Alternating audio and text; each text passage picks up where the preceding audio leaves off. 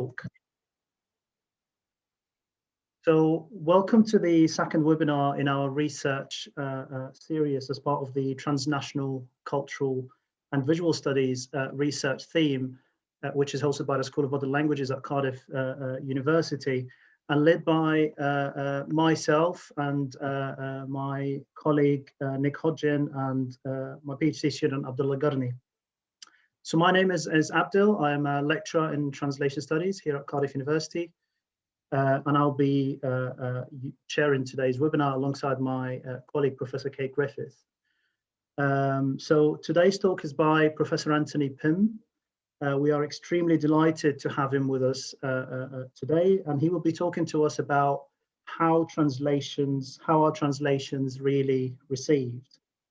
So as we wait for the remaining attendees, I would like you to go to menti.com or just scan the QR code that you see in front of you and just give us a sense of which part of the world you're joining us from today.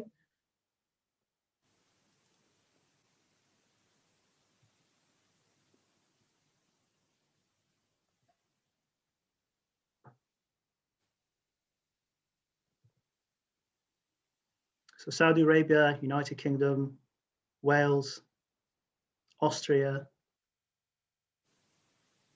Czech Republic. Right, we'll give it a few seconds.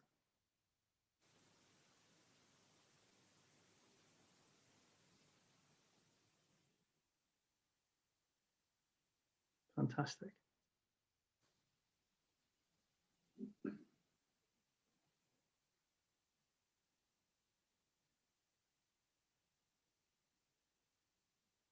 Okay. So we have Ireland, Saudi Arabia, Iran, United Kingdom, Austria, Wales, Ireland, and different parts of Europe. That's fantastic. I'll give it a couple more seconds and then I'll stop sharing that. That's brilliant. Right. So just a couple of, I'll leave that in the background and just a couple of housekeeping notes. So after Professor Pym has spoken, we will open the floor to questions. You can post questions at any time during the webinar by using the Q&A box, which is at the bottom of your screen. And you can upvote each other's questions, which will give us a sense about a question's popularity. So if you prefer to ask your question live, you'd be able to do that following Professor Pym's talk. So all you need to do is to raise your hand, to use the raise hand function, again, which is at the bottom of your screen. We will then unmute your microphone and you'd be able to ask Professor Pym your question. So please do not use the raise hand function as Professor Pym is speaking. I will be lowering the hand just to minimize the disruption. So you can use the function following the talk, but not during. Following the talk, there will be a short survey, which you're all encouraged to take part in. It will help us a great deal in terms of planning our future events, so please do take part in it. On this note, I hand over to Professor Colin Braden, the Vice Chancellor and President of Cardiff University, to welcome Professor Pym to Cardiff University. Thank you, Colin, over to you. Thanks, Abdul. Shemai, hello, everybody. What a wonderful worldwide audience we've got for this talk, a real testament, I think, to the draw that it has. And it is a huge pleasure to be able to welcome Professor Pym. And it's a very important topic, especially for us here in Wales and at Cardiff University. Translation is actually a key issue for us on our road to improving our position as we put together our Welsh language strategy and implement it. So bilingualism is really key to us, and translation is a very important part of that. Now, we all know, I'm sure many of us on this call will know about the common misconceptions about translation, huge underestimations of what it takes to do it for those people who don't engage in this activity. And on the other side of the coin, I've often been struck by the way in which book reviewers who manifestly don't speak the original language will praise the translation. You wonder how they can possibly know that. But here in Cardiff, we certainly do understand the issues, I think, surrounding translation. We value languages here extremely highly. We're probably one of the very, very few universities in the United Kingdom to have created a school of modern languages rather than abolishing one. And we very much do, as you can see from the present company, foster the study of translation. So we do have with us today somebody who is key in this field, and I'm fascinated to hear what he has to say about the topic of trust, as we discover from the abstract. It's something that I'd never, as a practical translator myself, of course, I was a professor of German before I was a university president. It's something I've never given very much particular thought to, but it's one of those things that as soon as it's mentioned, you immediately realise why it must be important. So I think we're going to learn a lot today and are very much looking forward to it. So, diolch yn fawr iawn, Anthony, a croeso cynnes Cymreig I chi. So thank you very much, Anthony. A warm Welsh welcome to you. Thank you, Colin. And I'll now give the microphone to Professor Kate Griffiths, who is our head of School of Modern Languages here at Cardiff Uni, to welcome Professor Pym to the School of Modern Languages. Over to you, Kate. Brilliant, thank you. It's an absolute pleasure to welcome Professor Pym on behalf of the School of Modern Languages at Cardiff. We teach his work on both our undergraduate and our postgraduate taught programmes. Our PhD students engage with his work in the creation of their theses. Our researchers interact with Professor Pym's work in their publications. His work speaks to the communities of translation scholars at all levels of the school, and I can't tell you how excited I am to have him here speaking. And it also speaks to global translation studies in powerful terms. There are impressively hundreds of you here from around the world signed up today to listen to him speak. So welcome one, welcome all. Such is the impact of the work of Professor Pym that he needs in some senses no introduction. I'm going to try and give him one anyway. He is Distinguished Professor of Translation and Intercultural Studies at the Rovira y Virgili University in Tarragona, Spain, Professor of Translation Studies at the University of Melbourne, Australia, and extraordinary professor at Stellenbosch University, South Africa. He was president of the European Society for Translation Studies from 2010 to 2016, and our library lists more than 183 books, chapters, and articles by him, a prolific stream of pieces which have shaped the state of translation studies as we know it, triggering transformative debate and asking sticky, tricky, necessary questions. Now, Professor Pym's paper today is entitled, as Abdel mentioned, How Are Translations Really Received? And I, for one, cannot wait. Welcome, Professor Pym. Over to you. Thank you very much. Thank you for the very kind invitation. Thank you to Abdel. What can I say? I'm speaking here on behalf of translation studies as an academic discipline that is no longer in its infancy. We've been growing very steadily since at least the mid-1980s, and we continue to grow, even in the age of machine translation, which is neural and it's getting very good, even the age of global language learning of English, still translation grows, and that's intriguing in itself. We know quite a lot about how translations are produced. We're starting to know a fair bit about the history of translation. We're doing a lot of work on the interface with technology and in the training institutions. What we really don't know about, or not enough about, I'm going to argue, is the way that translations are received. That means if it's a written text, a written translation, how are they read? But the question applies to interpreting as well. And here I'm looking at that, not just because it's a gap in our knowledge, but because a lot of assumptions are made about the reader or the receiver. And it's quite amazing to me that those assumptions are not tested. Towards the end of the talk, you'll also see why this is of great interest to me. I think we're in an age now of pandemics and of climate emergencies where our communication across languages and across cultures not only has to defend minor languages, and that's a very important part of what we do, but has to change behavior, has to inform and change behavior.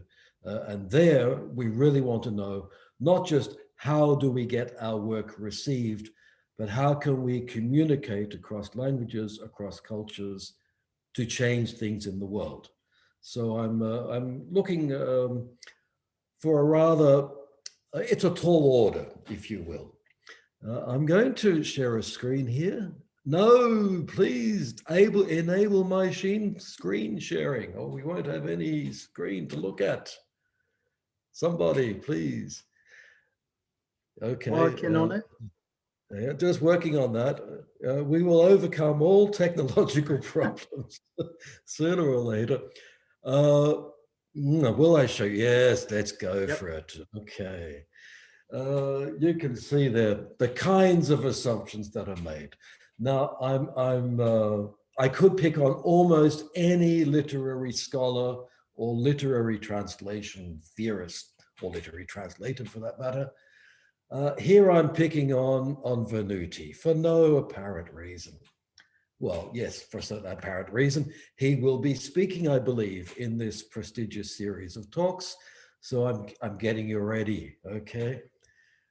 These are just examples. It's not, okay, it's fun to go to Venuti. It's easy to pick on him, and I amuse myself. But look, yeah, a popular reader may regard. Now, who is this popular reader? We don't know. Readers play a role. Thank you. Very good. The general tendency to read translations mainly for reading. Well, what an enormous assumption about the way people actually read. Not only do we know who the popular reader is, but we know exactly what the general tendency is without any empirical knowledge.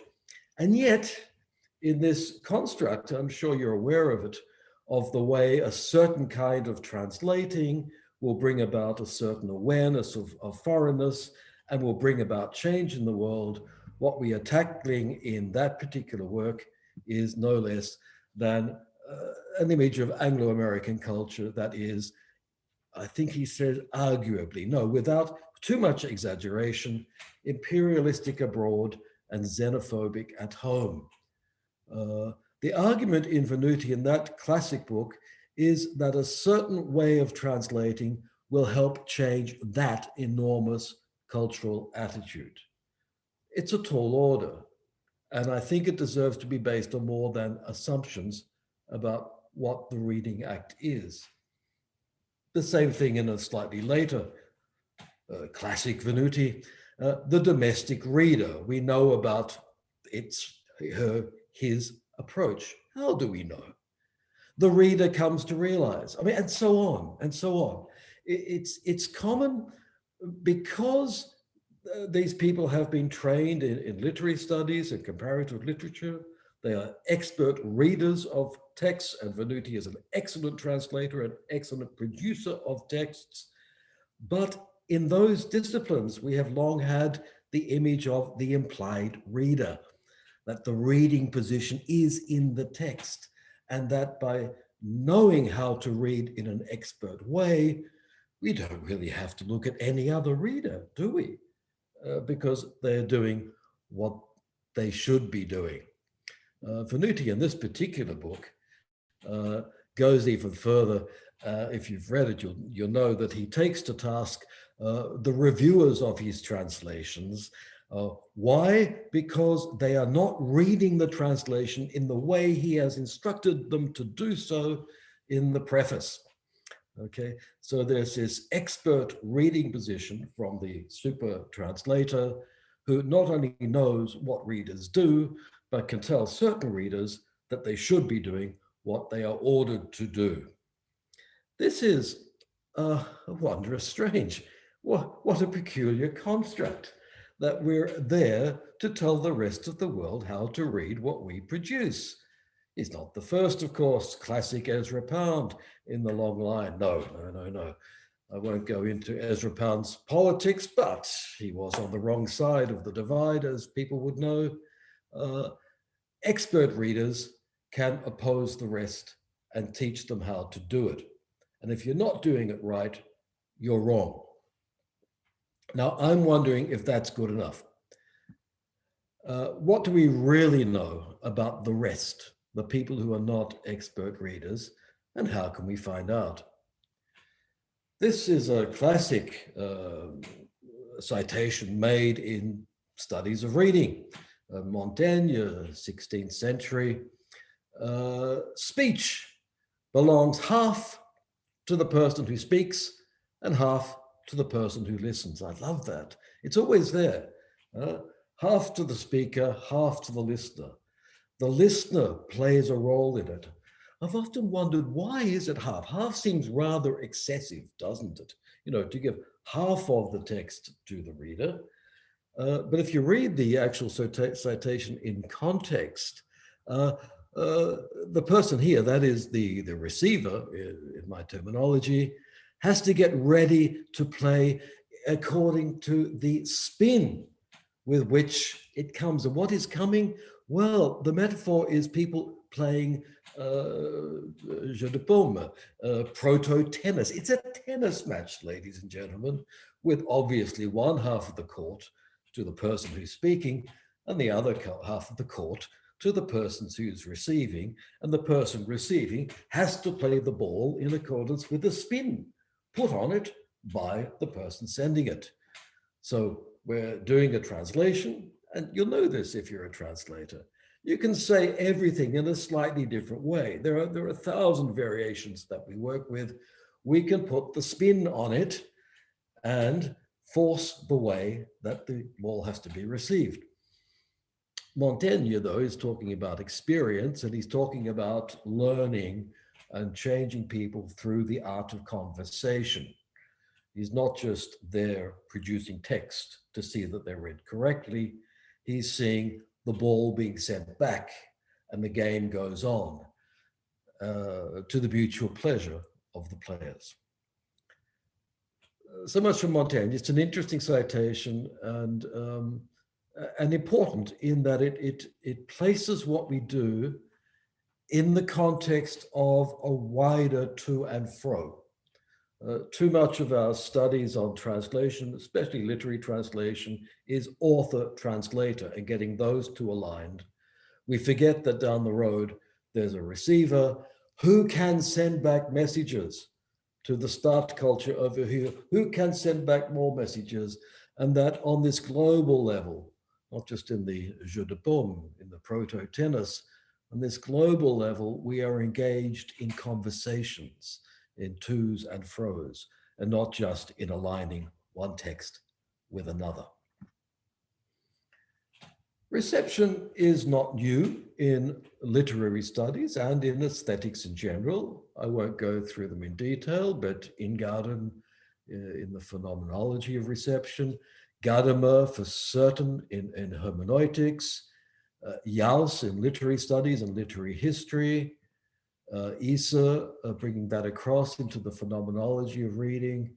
And we have, alive and well, mostly in Germany, but not exclusively, a hermeneutic approach to translation, remaining faithful to that tradition, more particularly to Gadamer.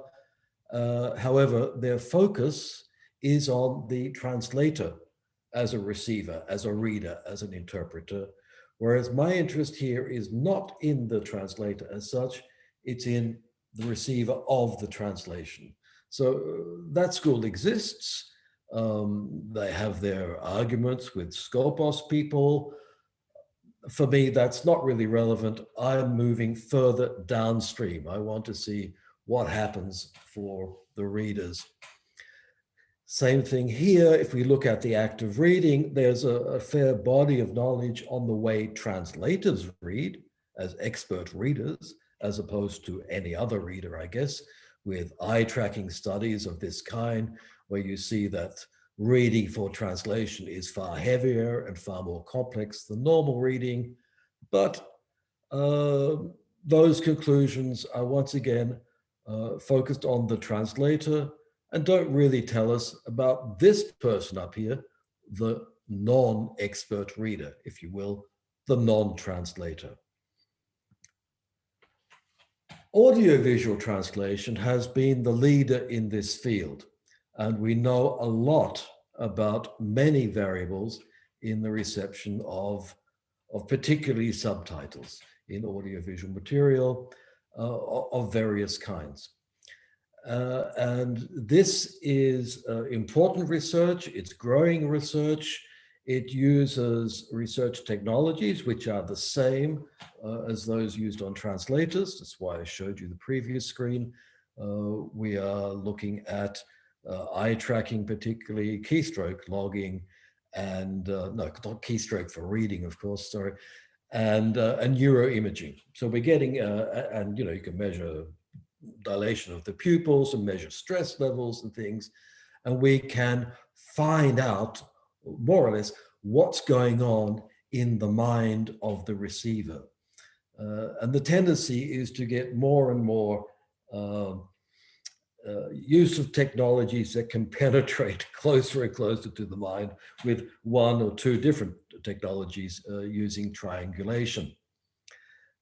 Now, I did write in the abstract that reception studies, or what we know about the reception of translations, is disappointing. And some people were worried about that. Oh, is he talking about me? Is my work disappointing? Is all of this disappointing? No. My disappointment is rather different. I'm disappointed that this kind of study can get closer and closer to the receiving mind, but is not telling me about the wider effects that translation might have. It's not telling me about how to combat that xenophobia and imperialism that Venuti was talking about. It's not telling me what translations can do in the world. And it's not telling me what kind of translation will lead to what kind of social effect. This obsession of penetrating towards the individual mind can lead to research that will help technologies, which will help accessibility, which will tell us things about different audiences and the way they use subtitles. It can show that subtitles help in language learning, although the case is often overstated, I suspect. All of that is very useful, but it's not really getting to the level of argument that I want, which is more on the social effect level. For sure, this research is great and very necessary when it contests commonly held opinions, okay? That if people don't believe that subtitles teach people a language, then go and do the research. Or we had somebody come out and say, you shouldn't do research on fan subbing because it's unethical with regard to professional translators. Well, I'll go and do it. I'll go and do that research. Now, I'm going to have to go very quickly. I just realized. The few studies that do set out to test the effects of different ways of translating are genuinely disappointing. The first one was this by Jelle Stegemann in German, and he only found significant differences. He compares different translations of a late 19th century Dutch novel in German, and he's looking at reader response, and he finds only minor aspects are different.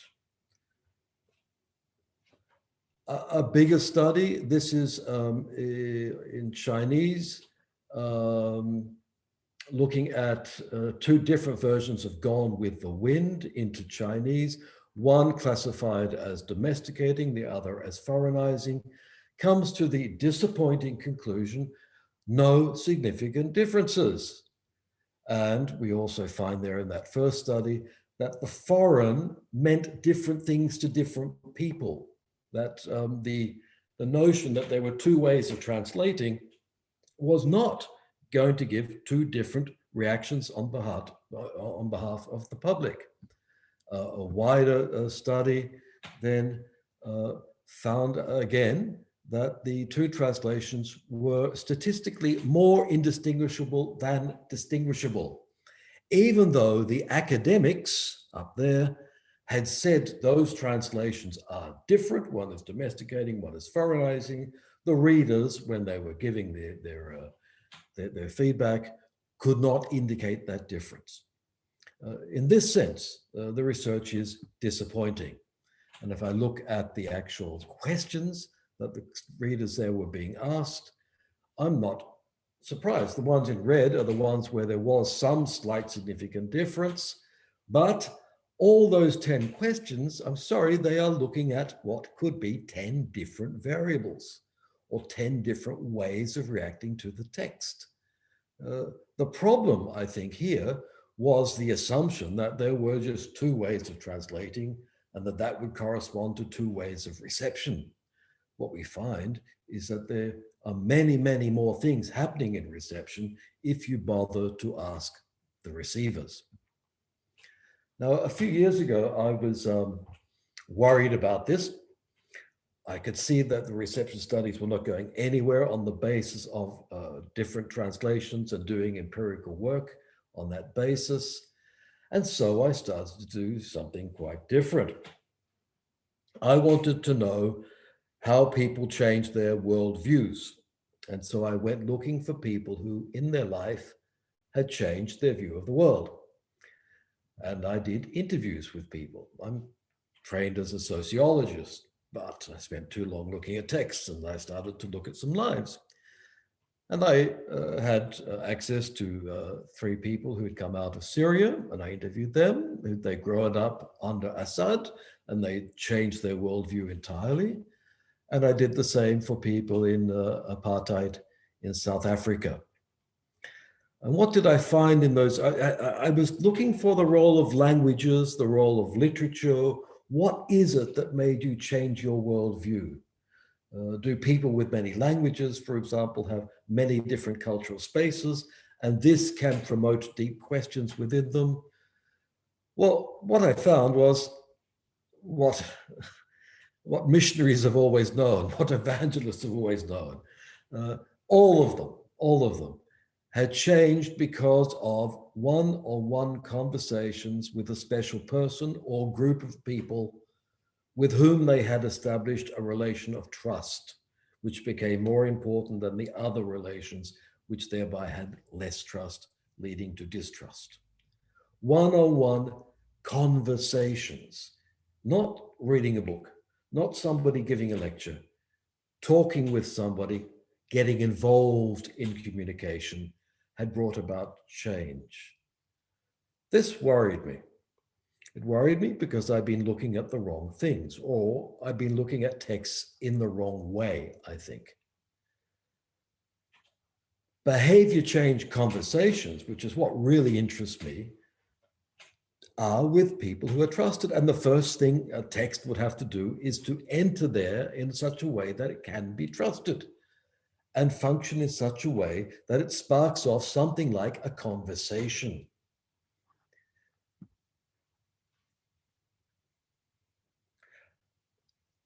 You can do research on translations as conversations. And this is where I'm getting to the disappointment part. I want to make the case that a lot of the work that's being done on these methodologies, spying on the brain, is not strictly necessary. I get rid of it like that. And we can do other things, like go back to alternative research methods, such as interviews, focus groups, and questions that have no right answer.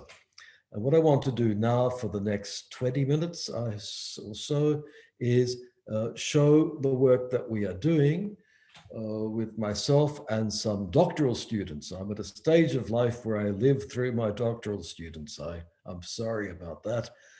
Their names are all there. There are many more. I've just selected a few to give you an idea of the kinds of research that can be done without this spying on the brain type of methodology and the kinds of questions that we are asking. Okay, I'll go really, really quickly. Some of them are rather easy. This is one that we're doing this year. It's about Australian brand names. And we figured, well, what kind of translation of a brand name works in China? Interesting question, especially because the Chinese buy powdered milk from Australia because they trust it for their babies. And what do you find? What advertising has always known?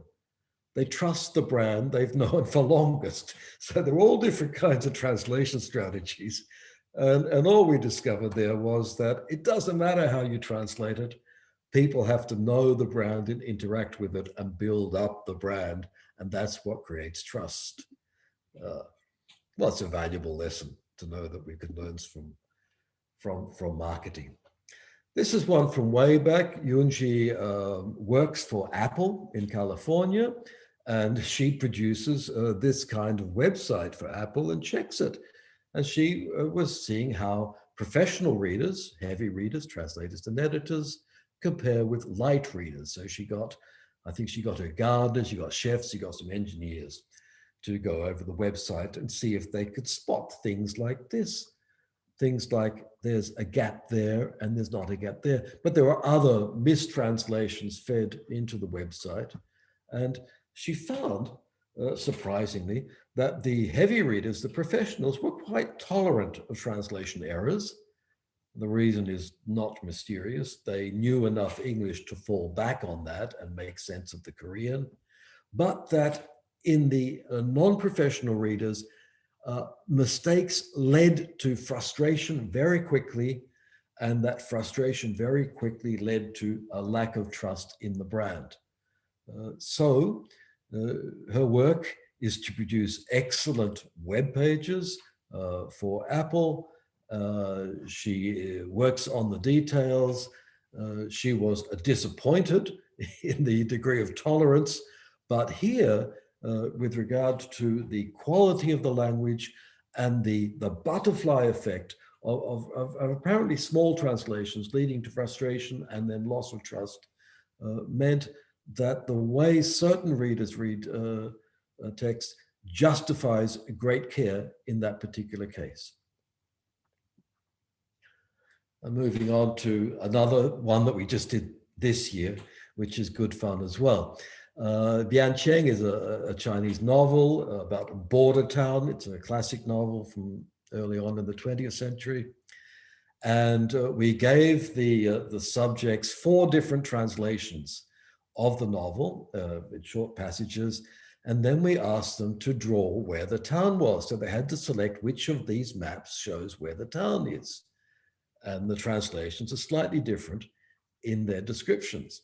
Is there a right answer? No, of course there's not a right answer. It's not a comprehension test. And we get their answers and we see that they're going with that description, some of them, and then that one as well, all right? And they're rather similar. And then we map those answers back onto the translations and we infer which translations they are trusting when they give the answer. They don't see the ST. The start text is out of the picture. They're just reading 4 versions of the same absent original, which is the way people in other cultures tend to read. This is another example close up. We are showing you the moonlight and the bamboos. It's a Chinese novel. They've all got moonlight and bamboos. And the moonlight is turning the bamboo black. And you have to read this and figure out, well, what the hell? How does light turn bamboo black? What is the logic of it there? I hope the eye can read faster than I can speak, so you might have decided. We then get these 4 reasons, and they choose the one that they think is the most logical. And then we map that back onto the translations. And what we find in this study, see, it's not a comprehension test. It's a trust test. Which translation are you relying on in order to answer these quite difficult questions which have no correct answer? It was found that the historical order of translations went in degrees of increasing trust. The readers trusted the translations closest to them in time and then successively further back. So it was really a study of retranslation. It's a new form of retranslation hypothesis. why are new translations done?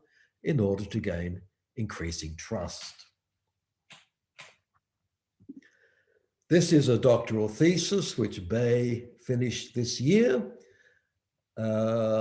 She's looking at Chinese foreign affairs discourse, and she's got a whole lot of different readers here, ranging from professional readers to Australian students who don't know much about China. And the texts range from the bureaucratic to a text about the Premier of China attending an Australian football match and wearing 2 scarves. So they wasn't all serious. It was about building up trust in the other through different kinds of texts. The banal finding, if you like, is that the more knowledge of Chinese, that is, the closer you go up this list here, the greater the preference for low intervention, that is, literalism, stayed close to the text, which means that the people down here did appreciate more changes and more intervention. However, not always. There were many other things going on. For example, we had quite poetic texts from this exotic ancient China thing. One example is Pictures and Plums. I gave a lecture on that, which you can find on YouTube if you like. And this sort of exoticism in the texts was found to be appealing to the readers who otherwise knew very little about China and didn't really know what these texts meant. But this was a way of them getting into the culture and exploring the rest of the meanings that were around them. It seemed quite successful.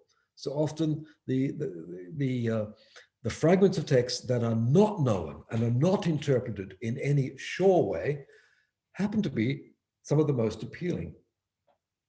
And then it was found that high intervention text, lots of domestication, sort of explaining things, so it's very, very close in the terms that belong to the receiving culture here. One would think that would gain more trust for the non-expert readers, but no, quite the opposite. The readers found this suspicious. They found, for example, if a text is telling them that China is committed to free trade, and they say, well, wait a minute, no, this sounds too good to be true. This sounds too much like you are telling me what I want to hear. We found a reaction against that. So this defeated the hypothesis that domestication creates trust. Trust, as you can see, is written in the sands and the waves come across and it can disappear quite quickly. Bei is now working on the logic of trade-offs here. And what we find in the reader's discourse, this is a research done on individual interviews and then focus groups talking about the translations. We give them 3 different translations. They express their preferences and their reading, their reasons for liking one translation rather than another. And we find things like this. If there's a lot of unfamiliar idioms, I'll stop. Too much information overload, stop, I can't do it. But if there's one, hey, let's Google it because it's interesting. The reader there is going to get involved in it. So imagine you're on that tennis court that Montaigne had. You know, you send me 10 tennis balls fast, I'll just get off the court and go running. But send me an interesting one, you know, I'll try to play it and I'll take the spin or I'll go back and check and I'll get involved in the text. So there's a trade-off here, you see. It's not a case of 2 variables like domesticating, foreignizing, or literal or free. You've got 2 axes, one of familiarity, okay, and one of information overload. And another example there, you might have beauty and then comprehension. I'll put up with not being sure about my comprehension of the text as long as the poetry has a certain aesthetic appeal. And there's a trade-off between these values, a balancing act. And then you find in the receptions, you get to points which are tipping points, where one of those values becomes too heavy. It outweighs the other. Trust is lost. The reading process stops, or people prefer a radically different translation. Good, we've got 9 minutes left. We're on to doctoral work in progress. Zhirong's work is on subs, fan subs for Chinese drama. And this is fascinating for me because I'm not into this world at all. So I'm learning as one does from my doctoral students. As you can see there, the translators, the fan subbers, put in translators' notes on the screen to help with comprehension of the cultural difference. And that's an intriguing practice in itself. But this goes on because you get all these timed comments coming in as people are watching the drama online. And so you're getting discussions of the meaning of the subtitles. And here you've got, somebody making a comment on the relationship between the characters, and somebody else comes back and says, no, let's clear this up. It's not like that, it's like that. And you get a conversation online around the products that people are seeing and the way it's being subtitled.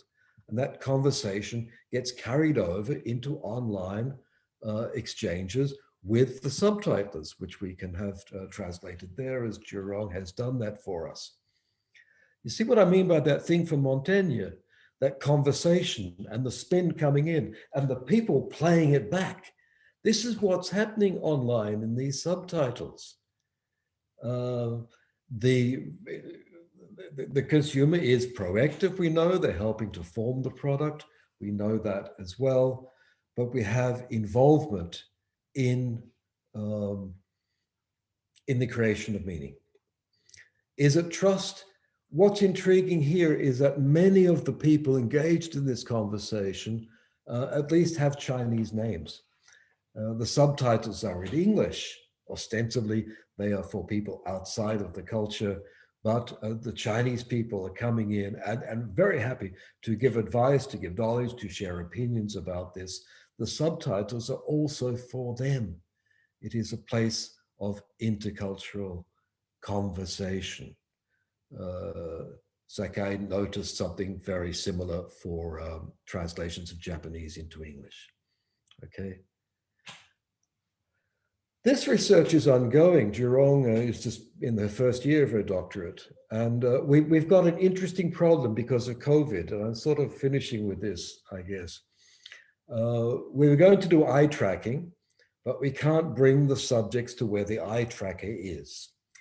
And so we're thinking of alternatives. Now, one of the things people do when they watch these dramas is go backwards and forwards. If you've missed something, you go back, and if it's boring, you go forwards. And people are talking with each other, talking or writing with each other about it as they go.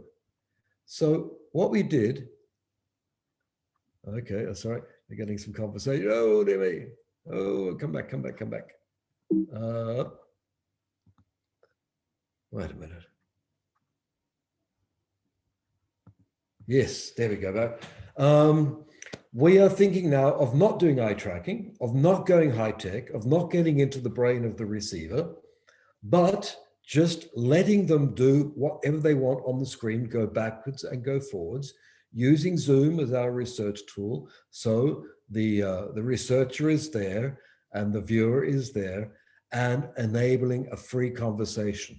We're going back in time to the kinds of think aloud protocols done in the 1990s. Why? Because that conversation is the act of reception. That conversation is how we find out how that information might actually enter the life of the receiver. Now, why am I interested in that? Because we're in an age of a pandemic, we're in an age of a climate emergency, and we're in an age where communication across languages and cultures has to bring about change. In Australia, we've got news around us of bad translations. But if you look at it, it's not bad translations, it's just people going fast and mixing up languages. Here's one, mixing Farsi with Arabic. And this one over here mixes Indonesian with Turkish, because whoever put it together didn't know that they were different languages. Are the translators doing a reasonable job? Probably. But the people who are producing the translations have forgotten the basic message. Test it with a real reader. That's the bottom line. Test it with a real reader and see what the effect is. Then you can go about fixing it up and making sure it gets the kind of effect you want. This is an email sent to a family a little north from where I am now in Melbourne. And in that family, the email says that your family can now end isolation. It's finished. You've got over COVID, you can go out, and the son went back to school. However, the son had not been tested for COVID. And so technically he was not in isolation, he was in quarantine. The family read this, sent the son to school, and it set off a chain of infections that went for quite a way. What was the cause of this? The cause was not the Arabic-speaking family's English. Their English is excellent. The cause was not that they misunderstood this message, particularly. The cause was somehow that they didn't know that isolation means one thing and quarantine means another. The cause was the people who wrote this message were not testing what effect it would have, was not written for the particular situation of this family. There's a long story behind the difference between isolation and quarantine. I hope your culture can handle it better than the Australian culture. What we're finding and what we found, we went through 112 days of lockdown and we have no COVID here, 0 in this state. We're at day 18, 0. How do they do that? They didn't send out silly messages like that or get them translated one by one and get them checked, although that's what you can do. They sent around people to have conversations with people in languages, getting the information, making it real, gaining the trust of the people, and then making the people understand why they should change their behavior. That is, stay inside, wear a mask, and everything else we know we should be doing. What do we know about how people receive translations? Very little. We know that it's complex. We know that it's more complex than what we thought, of what literary theorists would think. We know that it's far more complex than one way of translating having an effect or another having an effect. But what I'm increasingly finding is that what we need is not just translations. We need that kind of conversation situation on the person-to-person level or on the wider historical level of culture to culture. We need a conversation in order to change behavior and not just the reception of isolated translations. Thank you very much.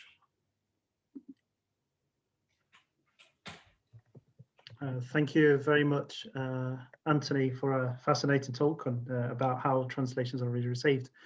Let me just share my screen.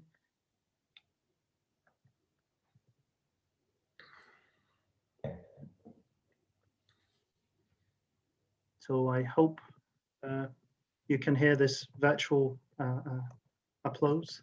I'm not sure if that has come along, but yeah, virtual applause from all of us. Thank you very much for the fascinating talk. I'm sure that will generate an interesting discussion both now, but also when Professor Venuti talks in early December.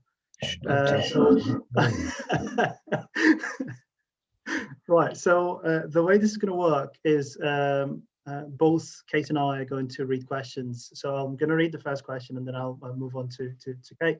So by the upvotes, I think I'm going to take the question by Tian, and I sincerely apologize if I'm mispronouncing any names. So Bayes trade-off model really reminds me of the golden mean philosophy from China. How do you think of the conversations between Chinese and Western philosophy, and of course translation theories? Are the conversations possible, or is it possible to apply Chinese philosophy to mainstream translation theories? Yes, and yes. That's an easy one. It's an easy one. Martha Chung has done that, and there's a book, Routledge, I think edited by Doug Robinson, with people east and west, north and south, discussing her theories of the, what is it, the moving hands, okay, which is bringing across ideas. Professor who is his eco-translatology is trying to do the same thing. I don't know, partly I tend to agree with Andrew Chesterman that it doesn't really matter where ideas come from. It matters what they can do, what problems they can solve. So I'm far more interested in not attributing the value of ideas to their genealogy. My work is based on identifying problems that need a solution. I think I got some at the end there. And then looking around for ideas that can help me solve that. And I don't care where the ideas come from. These days, I would prefer that it's from somewhere east, somewhere north of where I am in Australia, to be quite honest. I'm a little frustrated that a lot of the discourse that I get from my Chinese students is based on purely Western ideas, that we are getting Western translation studies recycled and projected back on us. And I would really like to do something different. But as I said, the purpose for me is to solve problems. Not to see if east or west or north or south is better. That is really uninteresting. Shall I come in with a question? Okay, we have a question here from Claire Guerrara. Does Professor Pym think that a model of translation as conversation is being accelerated in our Zoom world, where the chat function is modeling instantaneous interaction and parallel communications? Absolutely. The technologies and the practices have gone way ahead of where our theories are, which is what I'm discovering through my students, especially through the fan subbing community and the timed captions and the degree and intensity of interaction there. Practice is far ahead, and I think we have to catch up and think about it seriously, and for sure abandon those stale binarisms that we've had forever of source and target, as if it just finished there. It goes on and on and on and on. Thank you, Anthony. I can see a couple of hands being raised, so I'll take one of these. Hamouda Salhi, I'm going to allow you to talk. So if you please just press unmute on your screen and feel free to ask your question live. Yes, hello. Can you hear me well? Yep. Yes. Excellent. So thank you very much, Professor Pym, for this very insightful presentation and groundbreaking work. And I would like to reiterate my thanks to you for visiting us in Tunis several years ago. So in the Arab world, we have a saying that goes, وَخَاطِبِ الْقَوْمَ بِمَا يَفْهَمُونَ, means speak to people in the language they understand, in the language they trust. My question is about domestication, and you rightly said that domestication is not always trust inducing. So my question is, and you referred to this in the very beginning, that your presentation applies also to interpreting. So in the case of interpreting, where conversation is more visible, can the interpreter slightly or greatly interpret the message to meet the need of the expert user? And here I mean to make the message more scientifically sound. So do you think that this is trust inducing, or will trust be lost in this case? And can you please elaborate more on trust and loyalty? Loyalty to whom you are translating, or loyalty from whom you are translating? Thank you very much.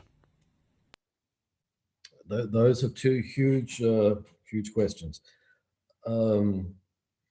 I used to work as a conference interpreter, And I would work at medical conferences, and quite often I would find myself in situations where the degree of knowledge went far beyond what I knew about the topic.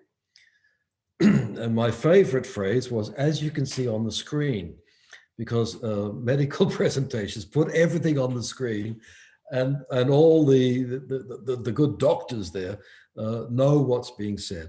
And my strategy was to retreat from the discourse as much as possible and not take risks, thereby gaining a certain level of trust, because I didn't make mistakes.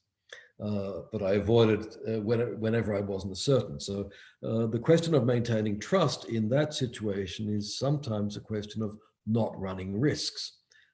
Don't pretend to be the expert if you're not, and let the experts do their job. I don't think it's the role of the interpreter to make scientific information more sound.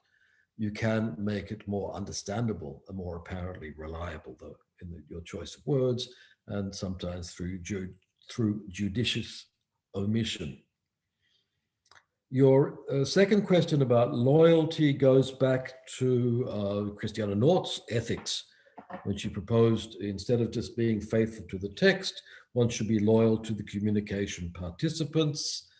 My ethics is based on cooperation, and I think the mediator, the translator or interpreter, should take actions designed to enhance cooperation, and that means multi-party loyalty. It's, for me, not a question of loyalty to one person, it's loyalty to an outcome that is a win-win situation for all participants, or it's not a zero-sum game. That, however, is a different question. It's hardcore ethics. Yeah, I was interested, though, in the Arabic saying, because it's very close to something that's cited from Nelson Mandela very often, about not speaking in the language of the mind. One must speak in the language of the heart in order to move people and to change them. And this is frequently misconstrued. In context, Mandela was talking about his capacity to speak Afrikaans, to speak the language of power, to enter the world of the dominant class in his time and the opposition.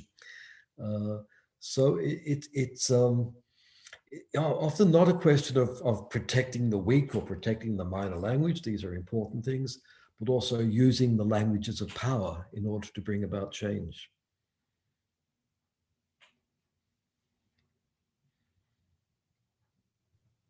Thank you, Anthony. Kate, do you want to ask the next question? Certainly. There's a very interesting question from Barbara Spicer. How do you see the role of afterwards translator notes in terms of text reception? She's thinking here of Daniel Hahn's brilliant afterwards, which really exposed the translation process and all its messy stages. Yes, of course. I think that anything that can bring conversation into the process of translating is enhancing involvement, and we know that it's through involvement that people turn information into action. There is that example, the examples I study of Spivak's translations, where in some of the books, the translation commentary and interview and glossary and everything is bigger than the actual translated text, but it's still a fascinating ride. I would go even further. I mean, the technologies we've got today, free online machine translation of increasingly good quality, enables anybody to become involved in a translation process of understanding a foreign text. I'm thinking of kinds of classroom activities that can be done, where we have to teach people to use the translation tools that are available, but obviously not to trust them. To explore their imperfections, explore differences, and know to what point they are usable in order to get us involved as citizens, involved in the translation process. I'm having increasing doubts about the viability of a separate translation profession. For some kinds of text, that's absolutely necessary. But in order to get whole cultures to change their views of the other, we need more than that. Thank you, Anthony. So another attendee who has hands raised. So Jennifer, I'm going to allow you to speak now. Please press unmute and ask your question. Hi, thank you very much. I guess it's more a comment than a question, but I kind of wanted it to bring it back to the idea that having a conversation with somebody or with a trusted somebody can change the worldview. I'm working on a project which looks at reader responses to translated literature, and I'm working with reading groups that already exist, so reading groups in the community in Cork, and it's really interesting. I'm doing a very observational kind of research and just listening to what they say and listening to how they talk about translation and how they talk about the text. And what I'm starting to see is how the texts are making them kind of change their worldviews, but it's the conversations that they're having between each other that they're talking about it, and they're kind of referring it to the society that they live in, and kind of making observations and questioning the world around them by having these conversations with them themselves, using kind of like the translated text as the starting point. So I guess I don't really have a question as such, but I just kind of wanted to kind of emphasize that translation does have, I guess, this possibility. And this. What kinds of text? So my project uses, so I'm working with texts that represent kind of like the immigrant community in Cork. So I'm thinking particularly of a translated novel that I used from Polish, and the kind of Cork has a big Polish immigrant community. So obviously the members of the reading group were, new Polish people and, had come across them in their everyday lives. And the issues that were dealt with in the book that I was using kind of made them start to think about the people that they'd come across, why they were there, why they'd immigrated, why they hadn't gone home, and all of these kind of things. That's wonderful. Wonderful, Jennifer. Great. Thank Congratulations. You. Brilliant. Shall I? Oh, sorry. That's not disappointing. Shall I come in with a question from the question and answer box? Jake Lloyd has asked, could you comment on trust as a factor in the reception of non-professional AVT in contexts such as fan subbing, where audiences and translators often overlap as prosumers and share common interests and values? Yeah, this was work done by David Orrego, who I think was speaking here prior to me, in his doctoral thesis. And it was very surprising to find the degree of trust didn't depend on linguistic proximity. For example, in Spanish, there's a big difference between a lot of the fan subs come from Argentina, and Iberian Spanish is quite different. So David, compared the two, and he found that people actually preferred what they were doing in the fan subs in Argentina with respect to the official subs done in Spain. So it's a peculiar thing. It can move on the basis of generational proximity, or the fan subbers know the product very well. They're usually working on something they like, and they appreciate the intra-textuality to a very high degree, and can earn high levels of trust. Whereas many professional subtitlers in Spanish are not paid enough to do excellent work. And one or few mistakes gives it away, and trust diminishes very quickly. Okay. Thank you, Anthony. So another attendee that wants to ask a question live. So Khalida, I'm going to allow you now, and please press unmute. Khalida, can you hear us? Can you press unmute?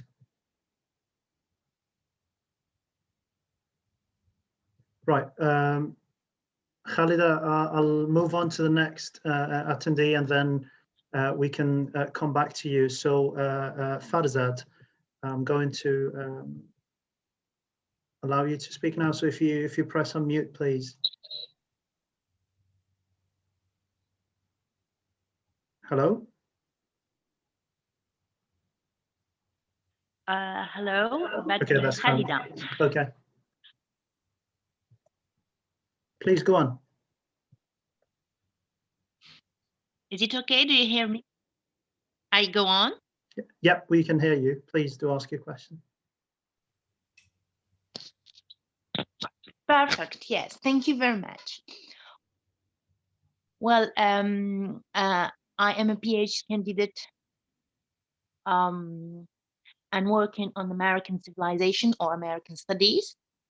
And actually, sometimes, well, almost all documents are in English. That's great. But sometimes I find interesting books in French or in Arabic, and I feel myself compelled to translate. Well, translating the main ideas, it's something feasible, and we can just, if we do master languages, we can do it. We translate the meaning, and that's okay. But sometimes I feel the words as they are very interesting, and I feel myself in a need to quote that person, whether quoting the author himself or quoting a speech of somebody else. And I question to myself, and this is my question actually to you, Professor, are we allowed to translate word by word or translate the meaning and consider it as a quote and then cite it as a quote? Or is it because we are not professional translators, we are not allowed such a thing, though we find it compelling or something important for us to quote the words of the author himself? Thank you, Khalida. Khalida, here's a secret.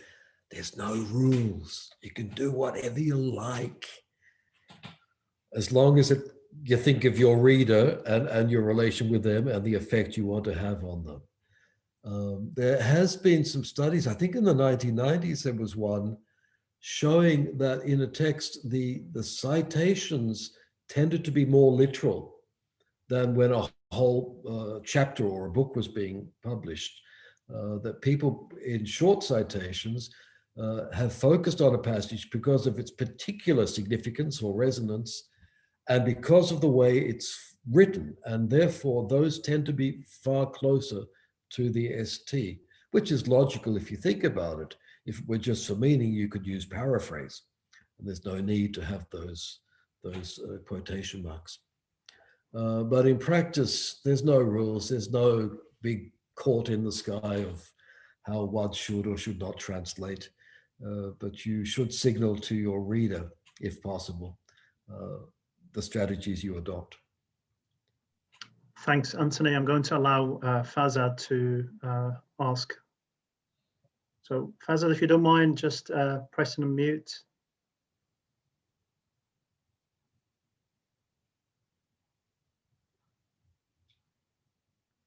Fazad, can you hear us?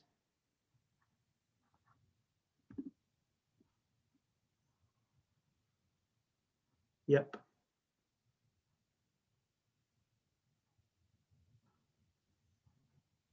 Fazad, we can't hear you.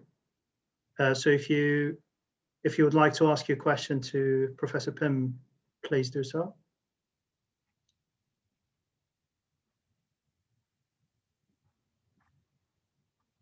Fazad is indicating that he passes because Right. I don't think he can. Okay. So if I can jump in with a question.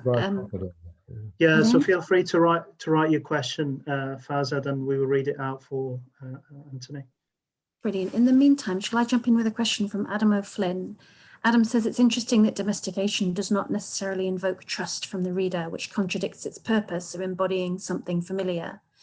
Does this mean that familiarity and trust are separate, as you would think they would go hand in hand versus the unfamiliar/foreign? Very good. I like that question. Yes, this is one of my problems working on trust in communication. There is the view that trust is what is familiar, and it works, for example, in the branding in China that we saw.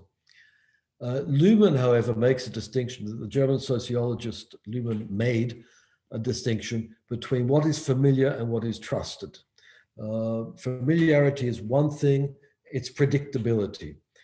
Trust, however, is when we have to get somebody to do something that we're not able to do. and we have no way of controlling exactly what they're doing. For example, I can't read Russian very well. I will get somebody to translate from Russian for me, and they do it because I can't do it. I have to trust them, but there is always the risk that they're not competent, or they're working for the other side. They're tricking it and changing things because they know the other side as well. Trust for me, I go with Luhmann on that definition, is very different from familiarity. It always involves taking a risk, and the risk in translation is always that of being betrayed, either through incompetence or divided or alternate loyalties. That was one question. Was there another question there as well? It was just on the nature of trust. Yeah, okay. Trust is a really interesting concept. We did a book last year with two colleagues here in Melbourne on trust as the basis for translation history. But there's a lot of philosophy on trust. And I found it intriguing that there is thick trust of the kind that is closer to familiarity, when I'll go with somebody because I know them as a person and I know them in different areas of life. And trust is therefore a social good. You can measure societies as having more or less trust. And then thin trust is when we trust somebody, for example, because of their qualifications. They're qualified as a translator, therefore I will go with them, and that's enough for me. When you go into the workings of the translation profession, you find that very often it's not just thin trust, it's not just the qualification that works.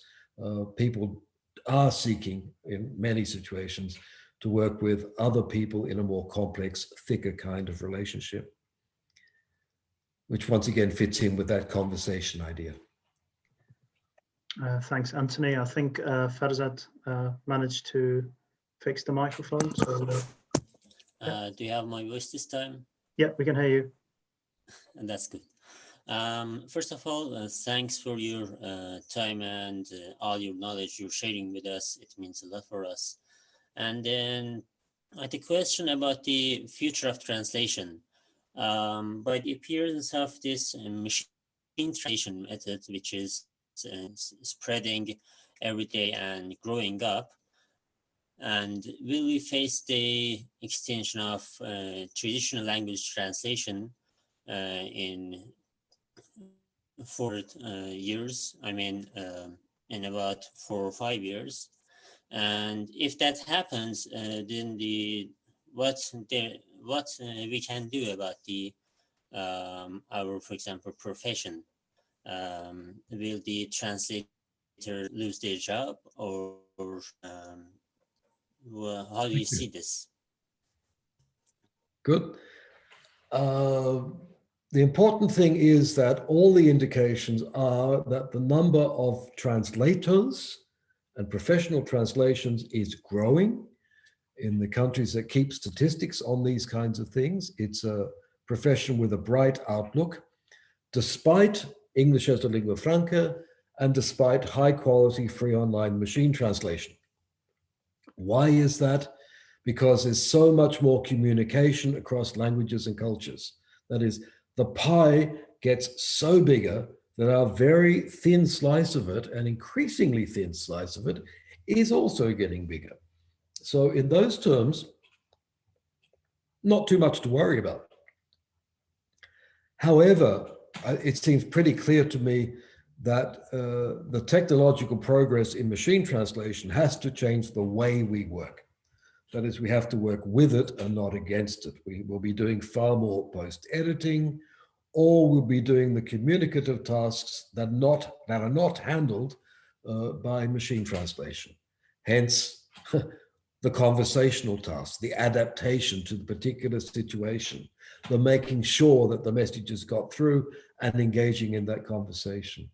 So I think looking down the line, there will be language translators in the future, but they will be working with machine translation and not against it. but there will also, I hope, be many more people engaging in alternative forms of mediation. Brilliant. Can I come in with another question from the question and answer section? It's from Peter Freeth. If we see translations as conversations between texts and readers, how do we address differences in power between different interlocutors in such conversations, for instance, in terms of the position of an author and a translator within such a conversation? Good, that's a good question. A lot of the work that's been done on power in translation studies is to denounce power. Okay, it's a part of social critique and of good causes. Make it very clear. I'm interested in behavior change communication, particularly with pandemics and more so with climate. And I want the translations to have power. I want to exert power. I'm not against power. I'm for power in communication for overwhelmingly justified causes. Okay, now, at the same time, we know that in every conversation, but even more so between cultures and languages, there is an asymmetry of resources, of skills, and of power, if you like. The trick is that if you can seek a cooperative relationship, it doesn't matter that there is that power imbalance, as long as both sides can improve their lot. As long as there are gains for both sides, the communication remains, for me, ethically valid. So there's no way of getting rid of power in relationships. There's no need to. We can achieve mutually beneficial ends, even with the existing imbalances of power. Sometimes you have to be pretty smart and clever to do it, but the theory of cooperation states that that is at least our aim. Thanks, Anthony. A question from Jake in the chat box. He says, one could perhaps draw parallels between thin trust, as you describe it, and Pierre Bourdieu's conceptualization of an institutionalized cultural capital. So would you care to comment on this? I'm trying to think. For Bourdieu, that thin trust, the accreditation, that bit of paper you have, I think that counts as symbolic capital, doesn't it? No, it's probably cultural capital. Yeah, given by the institution, therefore your cultural capital. Yes, and the bit I do like about Bourdieu is you've got the play of four capitals with conversion between them. So it is never a simple conversation in Bourdieu on one level. There are many, many different things happening. I thought habitus was going to come out there, but it didn't. Okay, I'm going to say. My regret in Bourdieu actually is that if you look at the theory of capitals, and trust has a brief mention, there's no happiness and there's no cooperation. Bourdieu was a particularly cantankerous Frenchman from the Southwest, never at ease in Paris, against the whole world, as the French can be as well, I guess. And there is no theory of cooperation in that. And for that reason, I've sought to go beyond. Thank you. There's another interesting question from Nalia Aldib in the question and answer. Can we consider your trust-based translation history a theory of trust turn in translation, as was the cultural turn and the ideological turn? Are you a turn, Professor Pym? No, turns are bad. Turns are for sheep. Sheep go off and, one guy goes that way, all the sheep go that way, coming back. No. We are here to solve problems. Okay. And the problem will disappear when it's solved or it no longer becomes important. I think it really is the trait of a minor, badly established, unrooted, a discipline that's spread too fast, too quickly. I think this thing about turns, we have to overcome it. I'm sorry. Don't put me into any turn, please. No. Thanks, Anthony. And perhaps we'll need to have a talk about Pierre Bourdieu later, but I'll just I'll stick to the questions now. I attended his seminar as a doctoral student. That's been there, done that. Yes. Right. So a question in the chat box again from Ahmed Mansour. So he says, I have a question. We usually think about foreignization and domestication as two opposed poles, and we think about them as two poles that go in parallel. Two poles in parallel. Yeah. Yeah, look, there is a point to make there. I think the binarisms are not helping us. And there's a tendency in translation studies at the moment to go into complexity studies.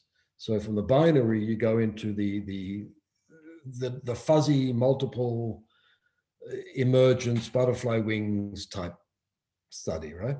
Which was developed for sciences with big data. We don't have big data. So we're imitating people we shouldn't be imitating there, I think. What interests me is that the verbalizations that people give us in the interviews and their reading has a psychological validity to it. And we find that people can handle two different variables, sometimes three, but not more. And the variables are operating in different ways. Now, the problem, to take the simple example, we talk about foreignization, domestication as two ends of a line, or a cline, if you like to do it that way. But what does foreignization mean? That this text sounds a little peculiar and a little otherworldly, or the narrative is situated in one place or another, just to take a simple example. It could be one of those, it could be both, it could be degrees of both. And you find that what appears to be a simple variable, in fact, is quite complex and contradictory within it. And that's why I had those 10 questions of the Chinese study. And if you look at them closely, you'll find that people are answering about different things. And to pretend that that is all together is a tremendous leap of faith, it seems to me. But look closely at the verbalizations as Bei Hu has done, and she's now published, well, she published an article in Target, and I hope another is coming soon. You find that there is a psychological reality in balancing two or even three quite different variables. People will think that way, or at least will verbalize their preferences in that way. And that seems to offer a better way of thinking about this than the current, the big binaries or the vagaries of complexity. Thank you. Can I come in with a question from the chat from Yi Tian, who wants to know how your concept of trust differs from Steiner's trust in the hermeneutics model? Steiner's trust is the trust that there is something meaningful there. It is trust made, projected by the translator onto the text. I'm talking about trust between people, trust of people. And here I'm talking about the reader's trust in the mediation act of the translator or interpreter. Thank you, Anthony. Another question from Sandra. So she says, when Netflix decided to subtitle the film Roma, done in Spanish, into Peninsular Spanish, there was an outrage from the director and the public in general, assuming that the Spaniards would not be able to understand the Spanish spoken in Mexico. So Netflix later apologized and changed their approach, keeping more faithful to the original version. Why do you think this happened? I think they misunderstood Nelson Mandela about speaking to the heart. I remember watching that very fine film without subtitles and having no trouble understanding it. It's a very visual film as well. The information was not that, the language differences were not that great. Yeah, it's misunderstanding, it's taking it too far, especially with Spanish, where there's huge leeways and people are increasingly aware of the other varieties of Spanish.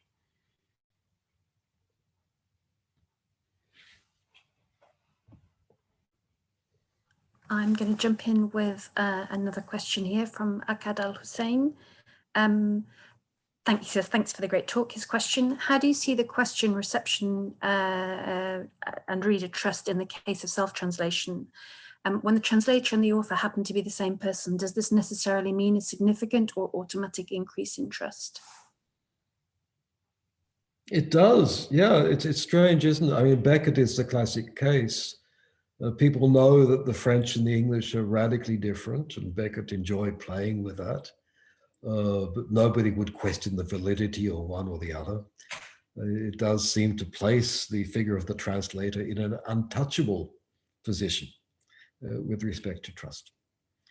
It's an interesting and intriguing case, yes.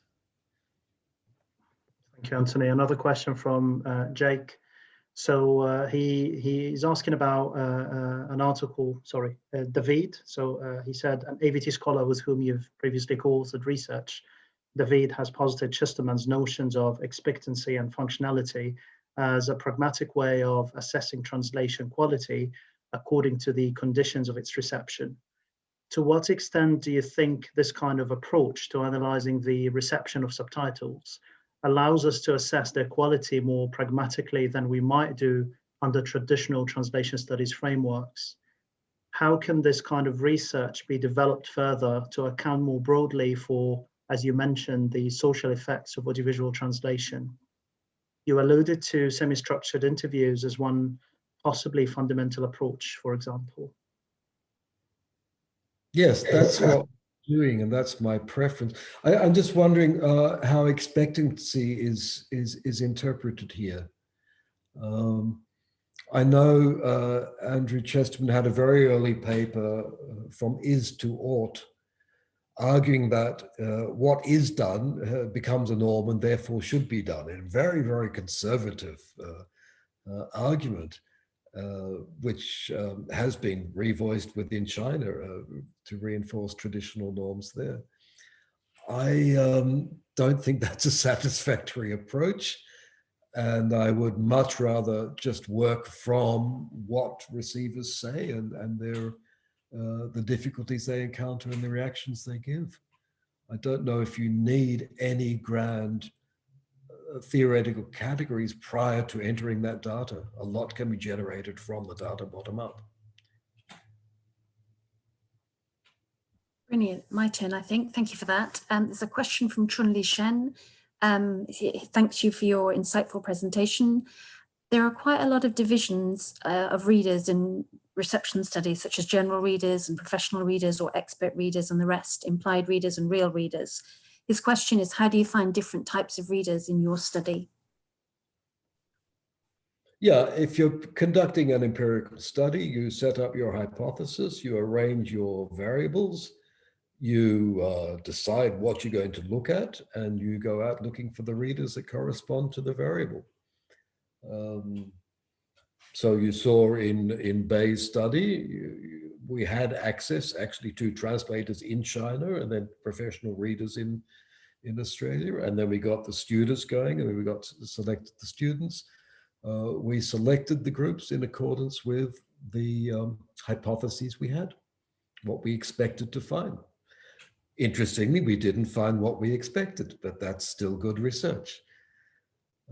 I don't think you don't walk out, out the front door and grab people off the street and say, be my readers. You do it to test a hypothesis.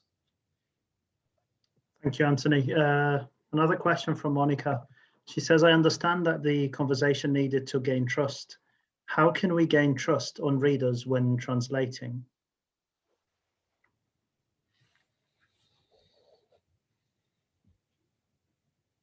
Translator. Look, it's actually the publishers that do it. The publishers know how to, they're very good at it. If they're a good publisher, that's what they do. They know their audience, they cultivate it. They put the images, they'll change the titles of my books because they know how it's going to reach that certain public as well. So often as a translator, you look, it's very hard. But my main languages these days are Spanish and English, which are big international languages, and you never know exactly whom you're talking to.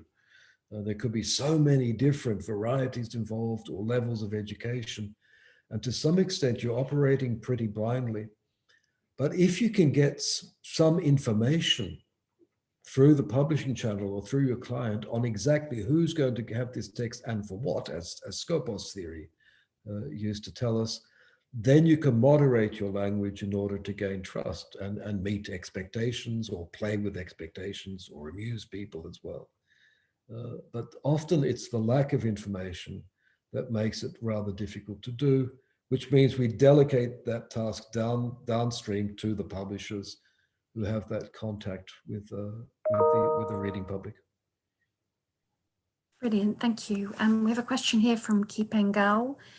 He thanks you for your insightful lecture, and he's wondering that as Roland Barthes claimed the death of the author, he was in a way empowering readers. When readers are reading translations, they are in a way reading the work while regarding the translator as at least part of the author's role.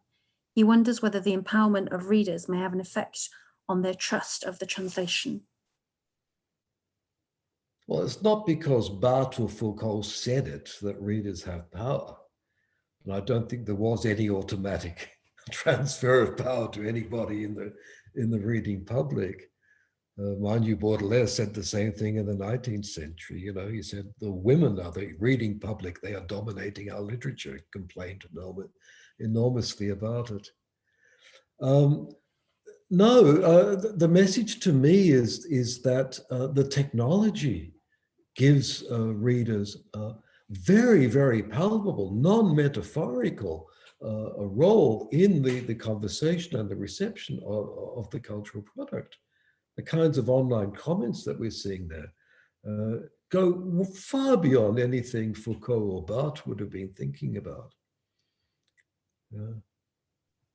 Okay, that's... Thank you, Anthony. Right, so another question from Tiffany. Is there potential for studies of the epitext surrounding translated fiction and non-fiction to shed light on the way in which these texts are received? Oh, absolutely, yes. Yeah, I mean, all the studies I just showed you, we've got real readers because it's in the here and now. How were people reading in previous centuries? I'm sorry, we can't dig them up and ask those people. We have to work on the evidence that's available to us. So yes, epitext, that is all the printed reviews and receptions and discussions, the traces that remain of conversations are the evidence we have to work from, as well as the peritext, which is the other part of Jeanette's division of the paratext, if I remember correctly. So for historical studies, yes, this is a very intriguing way of reconstructing trust relationships and the workings of mistrust.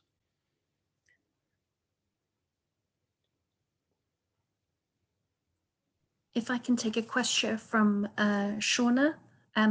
She asks, have there been many reception studies conducted in the domain of audio description? How do receivers generally respond to audio description in your opinion? Is accessibility always their main concern, or have there been varying responses? I don't know. It's not my field. I have colleagues at the Universitat Autònoma who work a lot on this. I know of doctoral theses that have been done on it. And as far as I can tell, the aim is to improve accessibility as a question of democracy and participation of all sectors of society. But it's not my field. I can't say very much more about that. Thanks, Anthony. Another question from Morton. They ask, how do you assess the assumptions about the readers in the retranslation hypothesis? That readers of initial translation prefer domesticated translation, but later on, when they have gotten to know the translation on their own terms, are more mature to accept to alterity of the source text, alienation. This was the hypothesis back in Goethe, actually, we claimed we need those three translations. Look, the work by Kaiser Koskinen and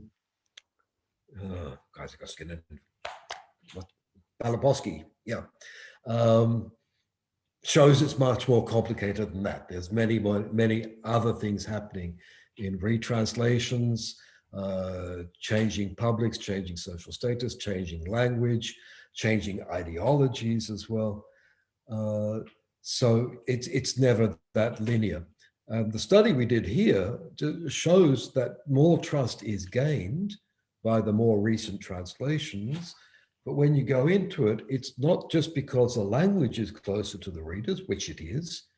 The language wasn't particularly foreignizing in that case. It was actually a text that had a lot of notes in it and took the time to explain things. So it used a lot of explicitation in its strategies, which I guess fits in with the classical hypothesis. It was telling us more about the foreign culture, but it certainly was more in tune with the interest and capacities of our contemporary readers. But I think we have to abandon ever getting a linear answer to the retranslation hypothesis. Thank you. There's a question here from Antonina. Can the involvement of cognitive narratology used for comprehending literary texts be helpful in understanding the interaction between the translated text and the reader? Yes, why not? Yes. But why do that hard textual work of narratology when you've got some real readers and you can go and ask them a few questions and get them to talk about it? It was the same thing. It was an argument I had with Theo Hermans many years ago when, he was working on the translator in the text, that you can do a text analysis and locate the position, ideological position of the translator. So there's always a teller in the tale. I thought, yes, you can do that. You can, and these positions are textually there. Whether or not they're occupied in real life is another thing. But what a lot of work, when it's much, much easier to go and talk to a few real people. So I suggest, come on, guys. I don't want to say that literary studies is to no avail. No, it is there. We are readers of complex text. We get quite sophisticated at what we're doing there. But why not also ask a few flesh and blood readers? Thank you, Anthony. So another question on paratexts from Majid. He says, I focus more on translator's preface as I think they would also reveal much there. Should they be very different from afterwards? From after? I think it's the afterward, like the... What they say at the beginning is true, what they say at the end is not. I don't know. Look, in my own work on Hispanic translation history, I came to, by one working hypothesis, whatever's in the preface is wrong. That so often what they claim they were doing just doesn't correspond to what they're actually doing in the text, that I came to believe that it was a place for the operations of ideologies, for getting clients, and particularly the church and the crown, the big institutional power players, to conceal what was actually happening in the text. But anything can happen. I'm not going to say all translators lie in their prefaces or in their afterwards, okay? But be very careful. It is always worthwhile checking what they say they've done or what they're going to do, and then what they actually do. Brilliant. Thank you. Can I come in with a question from Yinghua Wang, who asks, do you think that trust in translation is built on other things, or on things other than translation per se? Yes. Yes, yes. I think people trust people rather than objects. They'll trust an object because it's associated with people. And the people are always related to us in some way, either through social connections or through relations of symbolic prestige. That's a quick answer. Thank you, Anthony. Another question from Jake again. Our PhD students are quite excited. So just in case you did want to consider habitus in this context, could an audience's ability to develop trust in a translator be tied to their internalized subconscious social attitudes or predispositions? Or is it trust building a largely conscious, decisive process? I won't be offended if you are fed up of Portuguese interpretations, though. No, it's obvious. It's obvious that trust is internalized, becomes an emotional reaction. If you don't believe me, think of the last time you were betrayed by somebody. I don't know, a lover or a relation or a student, I don't know. It hurts emotionally. It's never just an intellectual activity. So yes, of course, the external relations are internalized, just as the internalized is externalized when we speak. Thank you. We have a question here from Ying Shuang. As Rai said, that every translation project is a balancing process achieved by constructing a target text under the constant restraint of a source text. I wonder in literary translation, if a translator adds extra well-written sentences, which makes the rewriting version even better than the source text, and the audience find it really appealing, will the disloyalty to the source text be acceptable or even encouraged? There are no rules.